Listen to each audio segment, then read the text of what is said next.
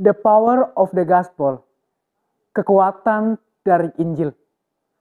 Rasul Paulus dalam suratnya kepada jemaat yang ada di Roma, dalam Roma pasal 1 ayat 16 sampai dengan ayat yang ke-17. Di situ dikatakan, sebab aku mempunyai keyakinan yang kokoh dalam Injil, karena Injil adalah kekuatan Allah yang menyelamatkan setiap orang yang percaya, pertama-tama orang Yahudi, tetapi juga orang Yunani. Ayat 17, sebab di dalamnya nyata kebenaran Allah yang bertolak dari iman dan memimpin kepada iman, seperti ada tertulis, orang benar akan hidup oleh iman. Injil dalam bahasa aslinya atau dalam bahasa Yunani, Evangelion, yang artinya kabar baik. Rasul Paulus dalam suratnya kepada jemaat yang ada di Korintus, dalam 1 Korintus pasal 15 ayat 1 sampai dengan ayat yang 4, di situ Paulus menyatakan kepada jemaat yang ada di Korintus bahwa Injil itu adalah kabar baik. Ayat 1. Dan sekarang, saudara-saudara, aku mau mengingatkan kamu kepada Injil yang aku beritakan kepadamu dan yang kamu terima dan yang dalamnya kamu teguh berdiri. Oleh Injil itu kamu diselamatkan, asal kamu teguh berpegang padanya, seperti yang telah kuberitakan kepadamu, kecuali kalau kamu telah sia-sia saja menjadi percaya. Sebab yang sangat penting telah kusampaikan kepadamu, yaitu apa yang telah kuterima sendiri, ialah bahwa Kristus telah mati karena dosa-dosa kita sesuai dengan kitab suci, bahwa ia telah dikuburkan, dan bahwa ia telah dibangkitkan pada hari yang ketiga sesuai dengan kitab suci. Jadi Injil adalah kabar baik. Kabar baik tentang apa? Kabar baik tentang kematian Tuhan kita Yesus Kristus, tentang penguburan Tuhan kita Yesus Kristus, dan tentang kebangkitan Tuhan kita Yesus Kristus. Itu adalah Injil. Apa yang menjadi penyebab Paulus sehingga ingin berkunjung ke kota Roma? Paulus rindu untuk pergi ke kota Roma untuk memberitakan firman Tuhan. Lalu yang menjadi pertanyaannya, apa yang menjadi penyebab sehingga Paulus pergi ke kota Roma? Yang pertama kita melihat alasan Paulus di ayat 16. Yang menjadi alasan pertama adalah karena ia memiliki keyakinan yang kokoh dalam Injil. Kata sebab merupakan alasan bagi Paulus untuk berkunjung ke Roma. Selain itu, dalam ayat 14, dalam kitab Roma, pasal 1 ayat 14, di situ Paulus menyatakan kepada jemaat yang ada di Roma, aku berhutang baik kepada orang Yunani, maupun kepada orang bukan Yunani, kepada orang yang terpelajar, maupun kepada orang yang tidak terpelajar. Jadi Rasul Paulus sangat rindu untuk menyampaikan firman Tuhan kepada jemaat yang ada di Roma. Kenapa? Dia berhutang, saudara-saudara. Dia merasa berhutang untuk menyampaikan atau memberitakan Injil itu kepada jemaat yang ada di Roma.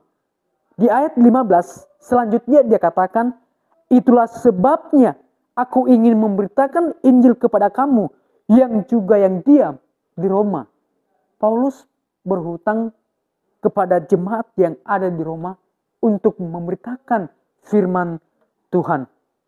Dalam terjemahan AYT, Roma pasal 1 ayat 16, di situ Paulus mengatakan, aku tidak malu terhadap Injil. Mengapa Paulus mengatakan hal demikian? Sehingga dia menyatakan itu, aku tidak malu terhadap Injil. Dalam kitab Markus pasal 8 ayat 38, di situ Yesus mengatakan, sebab barang siapa malu karena aku dan karena perkataanku di tengah-tengah angkatan yang tidak setia dan berdosa ini, Anak Manusia pun akan malu karena orang itu apabila ia datang kelak dalam kemuliaan Bapanya diiringin malaikat-malaikat kudus. Paulus tidak malu terhadap Injil. Karena apa?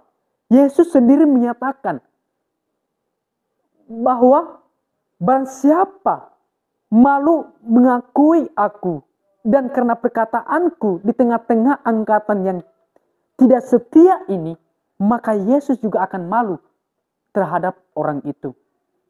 Kemudian Paulus juga menasehati Timotius sebagai anak muda dalam 1 Timotius 2 Timotius pasal 1 ayat 8, di situ Paulus mengatakan, jadi janganlah malu bersaksi tentang Tuhan kita, dan janganlah malu karena aku seorang hukuman karena dia, melainkan ikutlah menderita bagi Injilnya oleh kekuatan Allah. Kemudian dalam 2 Timotius pasal 2 ayat 15, di situ juga Paulus mengatakan kepada Timotius, usahakanlah supaya engkau layak di hadapan Allah sebagai seorang pekerja yang tidak usah malu, yang berterus terang memberitakan perkataan kebenaran itu.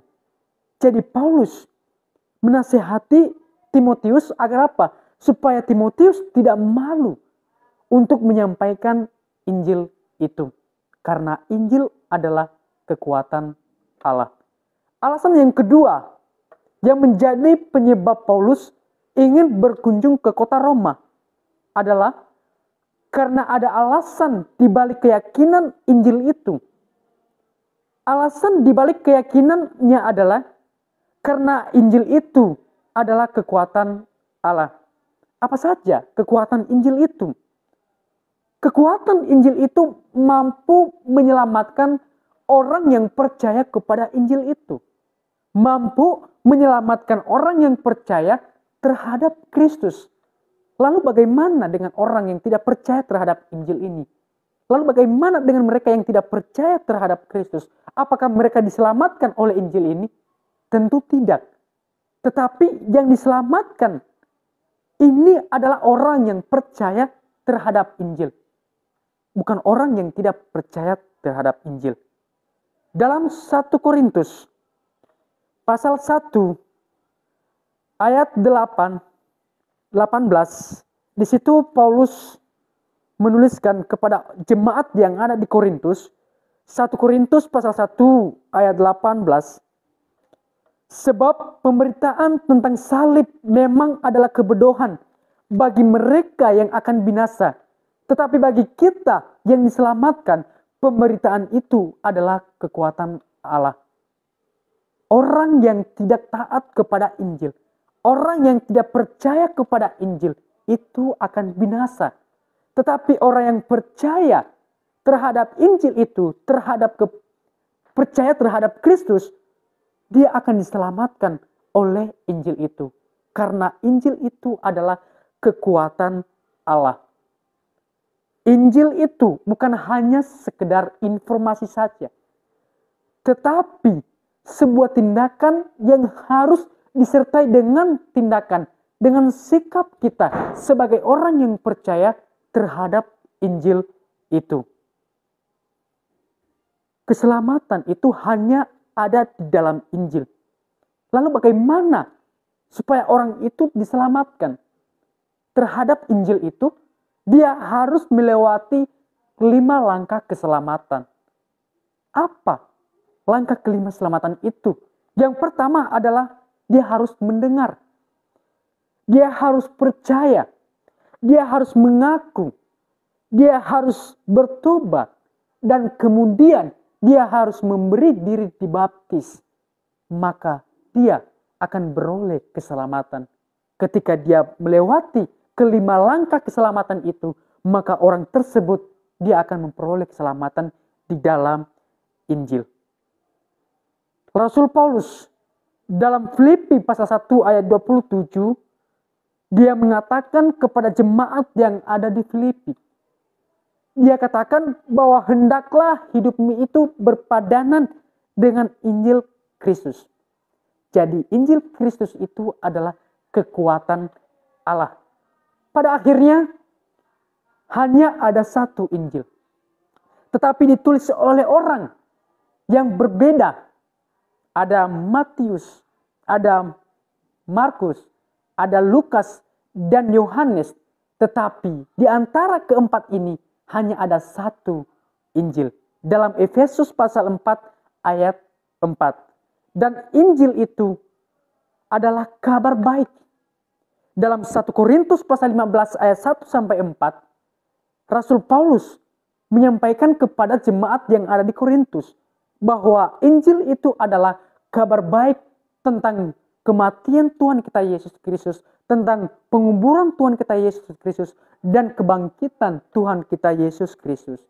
Dan Roma pasal 1 ayat 16 dikatakan bahwa Injil itu adalah kekuatan Allah yang menyelamatkan setiap orang percaya. Terima kasih, Tuhan memberkati.